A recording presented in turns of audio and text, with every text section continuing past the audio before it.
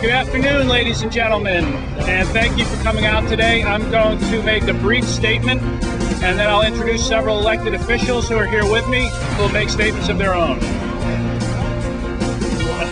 My name is Eric McClure, and I am a member of the steering committee of the Council of Brooklyn Neighborhoods. CBN is a coalition of some 40 community groups whose mission is to provide a community voice in the development of the Vanderbilt Rail Yard site in Prospect Heights, Brooklyn. I stand here today surrounded by my colleagues and neighbors and these esteemed elected officials to renew our demand for an independent security study of the Brooklyn Atlantic Yards project in light of revelations this week that the planned glass-walled basketball arena and planned glass-walled adjacent buildings would be situated just 20 feet from both Atlantic and Flatbush Avenues, two of Brooklyn's most heavily trafficked streets. Just 6 weeks ago, Newark's police department ordered the closing of two streets adjacent to the city's new Prudential Center arena during events out of concern that the arena was too close to those streets for safety's sake. The streets closed in Newark are more than 20 feet from the arena's walls. We've been told by Forest City Ratner and the Empire State Development Corporation that the NYPD is satisfied with the secret security plan for Atlantic Yards. But the public needs to know why Brooklyn is different from Newark. Why is a 20-foot setback in Brooklyn okay, while a 25-foot setback in Newark is not safe? And we need to know now, before Atlantic Yards is built and the NYPD decides after the fact that the streets have to be closed in Brooklyn too. Logic dictates that Newark's police officials were apprised of the Prudential Center's design well before they made the decision to close streets. We can't have that same after-the-fact scenario play out with Atlantic Yards. Atlantic and Flatbush Avenues are already two of Brooklyn's most congested roadways, and they're already frequently gridlocked. Closing them during arena events, even closing a single lane of traffic, would be an unmitigated disaster. We need to know why the NYPD believes Brooklyn's situation is different than Newark's. We need an independent security study so we can know how much it will cost the taxpayers to protect the arena and its patrons and adjacent buildings. Will the inadequate setbacks require hundreds of police officers and thousands of hours of police overtime? Will the public pay the price for a flawed design? We need to know. CBN has been calling for a detailed security study for more than 2 years. The elected officials who stand here today have formally requested an independent security study from Governor Spitzer and Mayor Bloomberg. Our requests have been ignored. The ESDC says that the threat of a terror attack, including a vehicular bomb, is not a reasonable worst-case scenario. That flies in the fact that the Atlantic Terminal was the target of a thwarted terror attack in 1997. CBN and 25 other community organizations have challenged the Atlantic Yards environmental review in court, in part for the state's failure to adequately address the issue of security. It's distressing, to say the least, that the safety of the public has to depend on the courts. We deserve better, we deserve answers, and we deserve an independent security study. Thank you.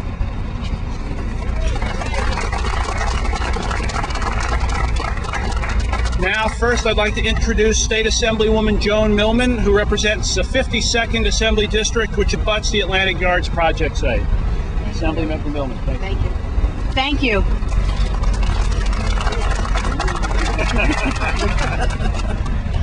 Listen, I'm here today because I'm really tired of signing letters and not getting responses.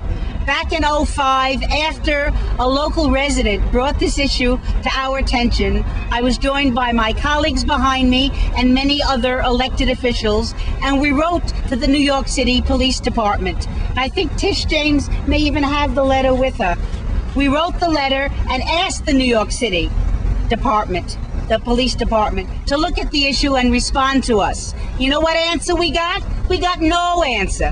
Nobody responded at all. I made calls, as did my colleagues, and said, where's the letter? Whose desk is it sitting on? At least do us the courtesy of someone looking at it and responding to it. So I'm fed up with that. Now I've signed another letter, and I'm hoping this time the governor will answer us along with the mayor, because we need to know that this area is going to be protected. We're talking about 17,000 residents when this complex is all finished. We're talking about thousands and thousands of visitors to the arena. We need to be assured that this is going to be a safe and secure site for everybody, for the people who come to visit, for the people who live and work in the downtown community. In addition, when I go back to Albany, which will be very shortly, I understand, I will bring the issue up personally and hand deliver another copy myself to the governor, because we need answers, we demand answers, and we won't be ignored again. Thank you. All right. Thank you, Assemblymember Millman. I'd now like to introduce City Council Member Bill de Blasio, who represents Brooklyn's 39th Council District. Thank you very much. We're all very frustrated because for years we haven't been getting answers. This community deserves answers. We deserve transparency. You know, we've all gotten clear that Forest City Ratner does not believe in transparency, and that's unacceptable, and that has to change. And we all got used to the fact that the Pataki administration had no interest in a public dialogue. And I hate to say it, but sometimes we find here at City Hall, the Bloomberg administration is not so good at giving information either. But I do have some faith that Governor Spitzer and his team will start to turn this situation around, because it's thoroughly unacceptable that you go down the list of issues, security, infrastructure, transportation, whatever it may be, we just don't get answers. And there's no reason the public should have faith when they aren't getting clear answers to such real everyday concerns. The security issue speaks to everything we see around us. We're in the middle of New York City. We know we're the #1 target on Earth. And here is what will be a major new public space in our city. It is logical for anyone in Brooklyn to say, we need to understand how that's being protected. And if protecting it means closing off streets potentially, we better have that discussion now, not later, because we need to understand what that would do to the quality of life in our community and whether that is an acceptable impact in our community. I don't understand for the life of me why Forest City Ratner doesn't understand. If they don't bring these issues out in the open and have a dialogue with the community, then the future of their project is in danger. It is absolutely necessary for the public. It is absolutely necessary for the public to understand each and every challenge, what the potential solutions are, what impact it will have on their lives. That's how you get to a workable, livable project, not by hiding the facts and not by ignoring an issue as obvious, this 800-pound gorilla, as obvious as security at a public arena. Thank you. Thank you, Councilmember de Blasio. Next, I'd like to introduce Councilmember Letitia James, whose 35th Council District encompasses nearly the entirety of the Atlantic Yards project site. Thank you. This project has been shrouded in secrecy from day one, and the secrecy continues.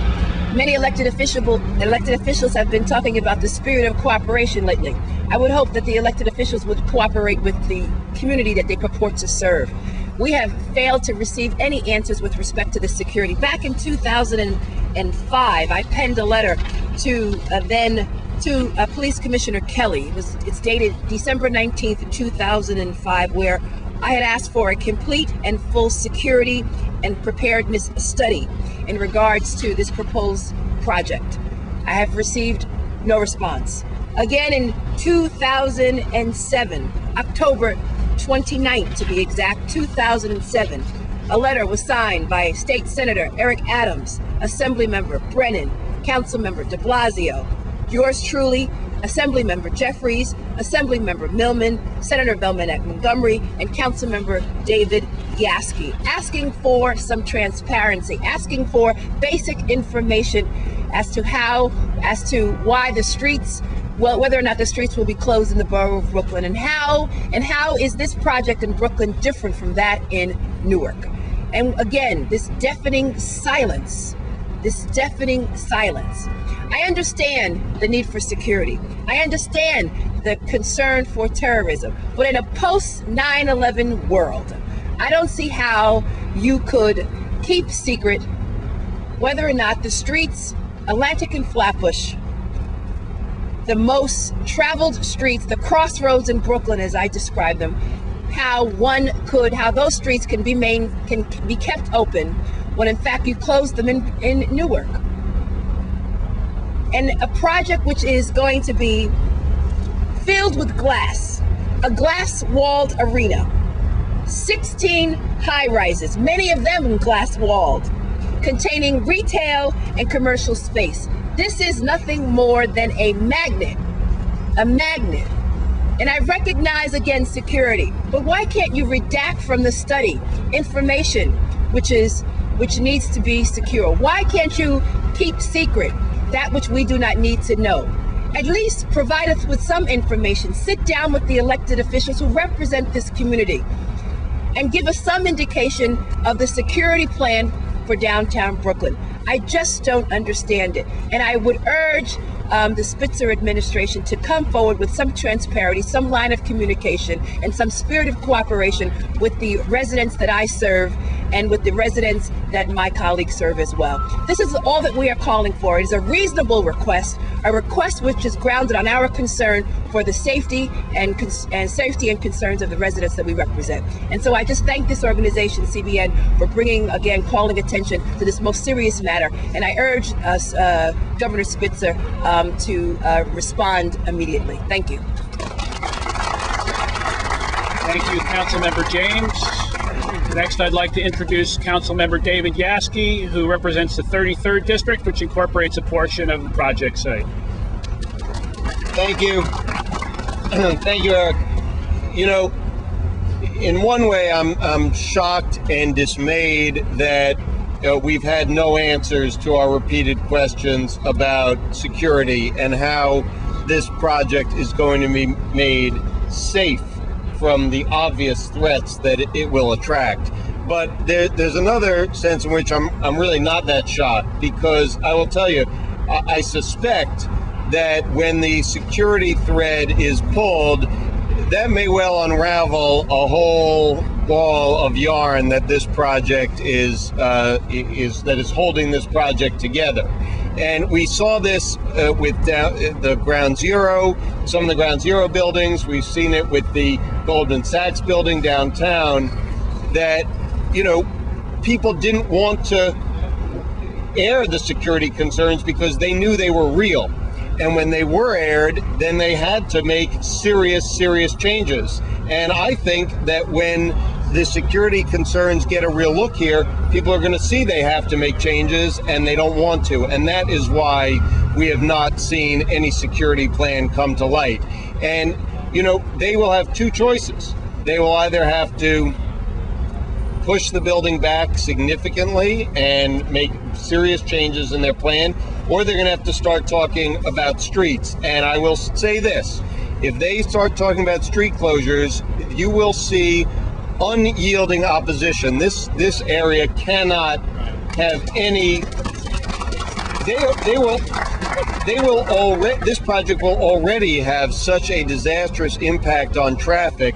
If they start doing that, going any further, they will meet, I believe, a tidal wave of opposition. So I think that may be the reason that they have been so quiet and so mum on the security issue. But the community, the public, is owed an answer and owed a serious, genuine security plan. We are entitled to that. Thank you. Thank you, Councilmember Yaskey. Next, I'd like to introduce Ann Schetzel, who works with the Office of Assemblymember Jim Brennan, who represents Brooklyn's 44th Assembly District.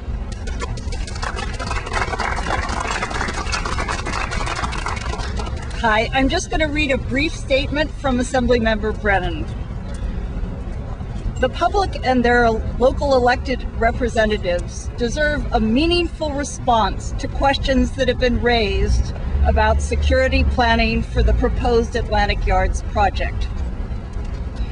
The public interest in these basic questions is obvious and needs to be acknowledged by the city and the state. Namely, what are the possible vulnerabilities of the proposed arena? And how have security concerns been addressed? What processes, procedures, and analyses have been undertaken or completed by the city and state in regard to security, including a meaningful comparison between the situation of the Newark Arena and the proposed Brooklyn Arena? In short, how have issues of security been addressed by the city and state during the Atlantic Yards planning process? These are questions we need answers to. Thank you. Thank you, Ann and Assemblymember Brennan, who wished he could be here himself today. Nicholas Moore is here from the office of Assemblymember Hakeem Jeffries. Nicholas, would you like to? And anybody here from Eric Adams' office or Senator Montgomery's office? Okay, that's it for speakers. Floor is open for questions. For the city council members, what as a practical matter could you do in terms if you don't have any kind of response? Is there any hammer provision here? Is there anything you do, or do they have all their approvals, so all you can do is just stand outside and make noise? I have asked the chair of transportation, Councilmember Liu and Councilmember Vallone. I've authored a letter to them and with a copy of the article and expressed concerns with regards to the need of the lack of transparency and the concern for security, and I've asked them to hold a public hearing, and I'm awaiting an answer. I want to speak to the bigger point. No, this ball game is not over, and yes, there have been some approvals, and it's important to understand at the same time that there's a lot more that has to happen for this project to work. There's a lot of levels of government that have an involvement in different pieces, transportation and other pieces of it. There are subsidy questions. So I think anyone who feels that, well, the approvals have all been given, therefore there's no room for public debate, there's no room for modification of this project, I disagree with that thoroughly. And I think public outcry on something as obvious as security can have a real big impact here. I think we have things we can do in the council, but I think beyond that, growing public concern about lack of answers can lead to real results. And the presence of a very important new player in the equation, Governor Spitzer, I think changes the dynamic as well. So the developer could overplay their hand by ignoring these concerns. There's no question. I think the developer would make a huge mistake to not mend his ways quickly. And they need right now to bring the community in, start to provide answers, and start to show respect for the community when it comes to information and dialogue.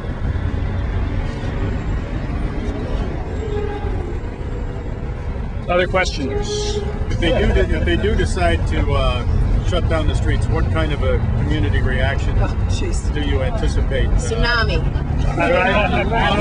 It's only one word, a tsunami. The response, oh my God, from not only the immediate community, but throughout the borough of Brooklyn. You have to understand, again, Flatbush and Atlantic represents the crossroads of Brooklyn. And it has been described by Councilmember Yaski. There will be a tornado effect in Brooklyn, and from residents who cross those streets. It's already, backed up throughout the borough of Brooklyn. It's already clogged, and to further add this to the equation is just going to make matters even worse. Any of the rest of you want to add your words to that? Well, I think people do not want to be baited and switched here. So there's never been. I don't think people want to be baited and switched. There's never been discussion of street closures in this entire process. And it's not acceptable to bring it into the equation now. So, again, we need an independent review that proves there will not be a need for street closures. Or, if there is a possible need, that means let's reopen the discussion about the project and what it'll look like. Let's look at ways of changing the look and scope of the project to avoid the street closures. Your main concern is that you're going to have street closures. That's one concern. That's one concern of many. Look, to be clear, each of us here represent 160,000 Brooklynites who live in this area. Our number one concern is the safety and security of our constituents. And as what we saw in Newark shows, that is a very real concern. We have to have that answered, period. And if the answer to that involves street closures, then we are going to have a tornado of opposition to any solution like that. And it's important that you remember that this site, not too far from it, just a matter of yards, was once once there was a terrorist threat which was thwarted. We cannot lose sight of that. So we have to be very concerned. And if in fact, again, you're talking about closing streets, then we need to re-examine this project, the scope of the project, the scale of this project, and the setback of this project. Yeah, and one other thing that, oh, go ahead, please, Jim. Yeah, I wanted to add also that remember the reason this site was selected was because of it's a transportation hub, right? If you close that transportation hub, you damage not only to people who live in and around this site, but to everybody else who comes from all over. Right. The Long Island Railroad is there. Everybody travels to that site. And so it's not just the businesses, not just our constituents and the people in Brooklyn, but it has a much far-reaching area that could concern not only Brooklynites, but everybody else in the city and the Long Island people who use the Long Island Railroad to come into the city. Right, and that also is a reminder that this is an even more complex location than the Newark site because it has such a huge mass transit hub underneath it, which Newark doesn't have. The bottom line here is, people in Brooklyn have every right to say, is this site going to be a potential target? And if so, let's really understand what's being done to protect it. We saw in the case of World Trade and other sites in the city, this kind of moving reality where originally we're told, the original design is safe. Then we're told, no, wait, there has to be a new design that's even safer. The public has every right to say, wait, we're not going to accept the idea, well, the NYPD has looked at this quietly, secretly, therefore the debate is over. We've seen too many instances where the decision on what creates security has changed over time, that we can never say we're going to just accept on face value a secret judgment. We have to bring it out in the open. We need transparency, and we need to make sure that we're at the final point that, yes, this is what will really give us security, and then what will that mean for the neighborhoods around it. If I could add to Councilmember de Blasio's comment, the Freedom Tower was a quote-unquote approved design with setbacks of 25 feet. They got unapproved by the NYPD and moved back 90 feet from the streets. If you move a basketball arena at Atlantic Yards back 90 feet from the streets, you'll either be playing half court or you won't be able to put an arena there. I would also like to add that creating a situation where streets become impassable is a safety issue all of its own.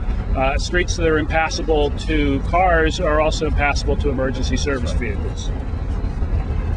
Now that it's come out that Frank Gehry is being sued for designs that just aren't safe, they can send ice sliding down at people. They can, you could get mold, and who knows what can happen from the mold and things.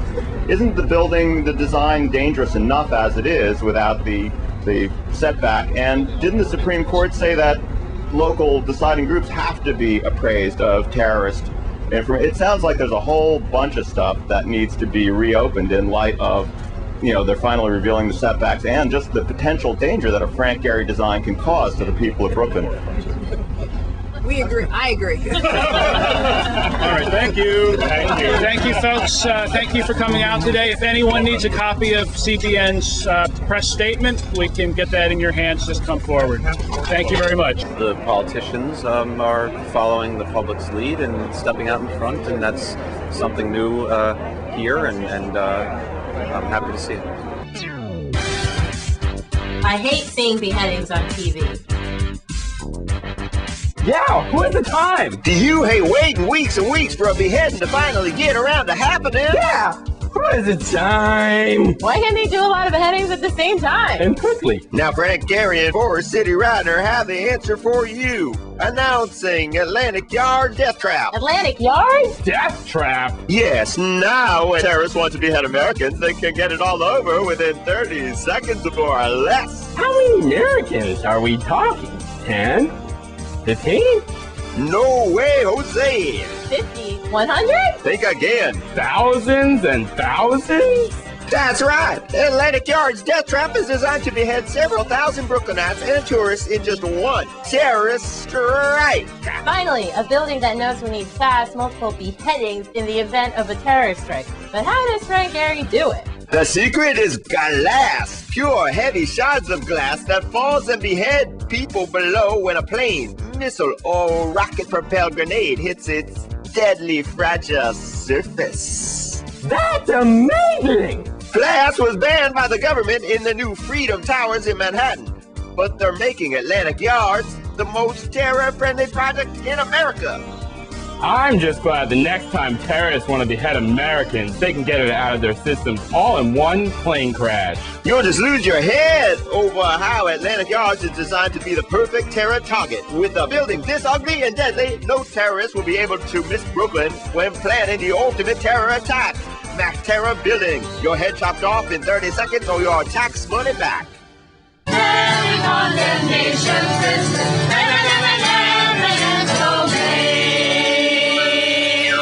It was theft with, City of New York or the State of New York, basically giving this one developer, this one rich guy, this beautiful part of Brooklyn. These folks, these politicians, are doing a very crooked, underhanded, under the table, backroom thing, and they don't want anyone to know about it. They don't want the press to know about it, and they got really angry. They get really angry every time we bring one of these signs out. Fortunately, names like Ratner and Markowitz rhyme really well.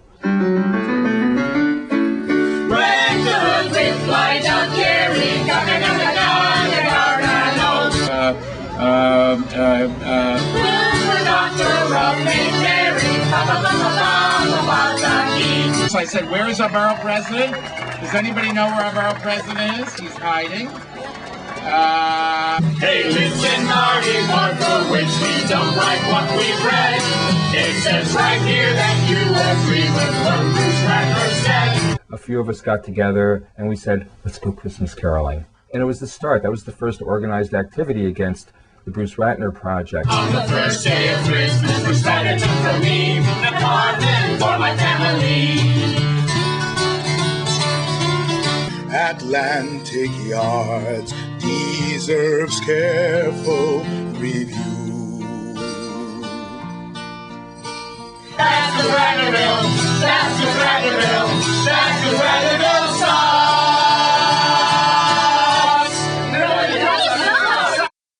You are a mean one, Mr. Ratner. You're a psychopathic greed from Cleveland town that somehow has wound its way to Brooklyn, buying every leader in town. You're foul one, Mr. Ratner. Eminent domain's your favorite game. Get government to take people's homes away and give them to you to continue your great reign of shame, Mr. Ratner.